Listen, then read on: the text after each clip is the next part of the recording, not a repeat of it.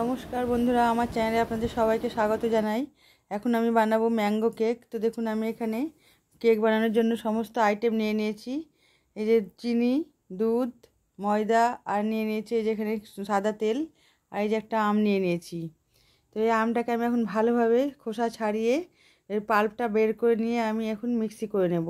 তো দেখুন, আমি এই যে আমটাকে ভালোভাবে কেটে নিয়েছি। এবার আমের মধ্যে আমি চিনি আর একটু দুধ দিয়ে দেবো।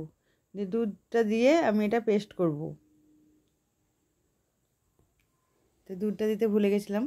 তো এই যে আমি দুধ দিয়ে দিলাম। এবার আমি এটাকে একটা পেস্ট বানিয়ে নেব। তো দেখুন, আমের পেস্ট আমি বানিয়ে নিয়েছি আর বাটিতে ঢেলে নিয়েছি। এবার আমি এর মধ্যে আমি এটাকে আমি ভালোভাবে এখন একটু ফেটিয়ে নিচ্ছি। আর এর মধ্যে আমি সাদা তেল দিয়ে দিলাম। সাদা তেলটা আমি এখন দিয়ে দিলাম। আর এবার আমি আস্তে আস্তে অল্প অল্প করে ময়দা দেব। ময়দা দিয়ে আমি ফাইন একটা ব্যাটার, কেকের ব্যাটার তৈরি করব। তো দেখুন, এইভাবে ময়দা দিয়ে ভালোভাবে এটাকে ফেটিয়ে নিতে হবে আস্তে আস্তে। এই যে কেকের ব্যাটার একদম রেডি হয়ে গেছে। এবার এর মধ্যে আমি দেব, এটা যেহেতু আম দিয়ে করছি তার জন্য 1 চিমটি লবণ দিয়ে দিলাম। টেস্টটা খুব ভালো হয় লবণ দিলে। সামান্য একটুখানি লবণ দিয়ে দিলাম। আর এই যে দিচ্ছি 1.5 চামচ বেকিং পাউডার, আর 1/2 চামচেরও কম আমি বেকিং সোডা দিয়ে দিচ্ছি। এই দুটোকে দিয়েও আমি ভালোভাবে এখন ফেটিয়ে নেব। তো বন্ধুরা, বাজারে এখন আম আছে, আম থাকতে থাকতে আপনারাও বানিয়ে নিন, একদিন বানিয়ে খান। আর এই যে দেখুন, আমি কেক মোল্ডে আমি বাটার পেপার তেল দিয়ে এটা ভালোভাবে আমি এটা লাগিয়ে রেখেছি, আগে থেকেই লাগিয়ে রেখেছিলাম। এবার আমি ব্যাটারটা ঢেলে দিলাম।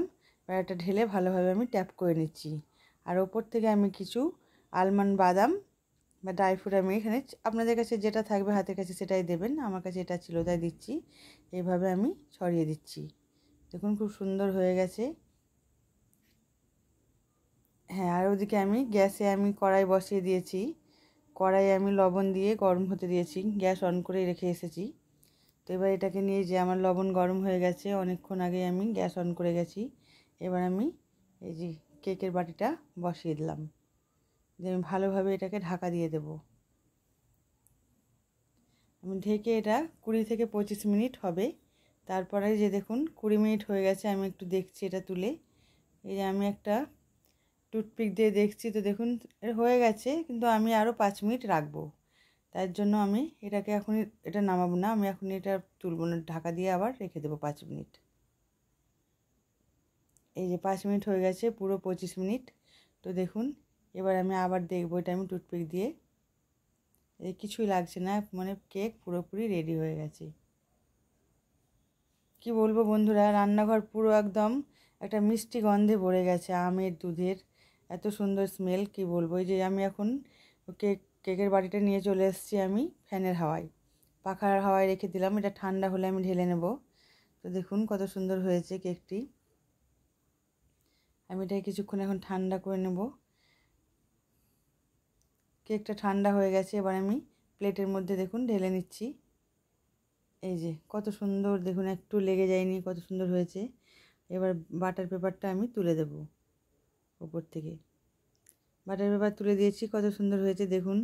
তো আপনারাও একদিন বাজারে আম থাকতে থাকতে বানিয়ে খান আর আমাকে কমেন্টে জানান। আর আমার এই রেসিপিটি ভালো লাগলে ইউটিউব চ্যানেলটি সাবস্ক্রাইব, ফেসবুক পেজটি ফলো করে দেবেন, আর অনেক অনেক লাইক শেয়ার করে দেবেন। আপনারা ভালো থাকবেন, সুস্থ থাকবেন। আজ তবে এটুকুই। খেয়ে অবশ্যই আমাকে কমেন্টে জানাবেন বন্ধুরা।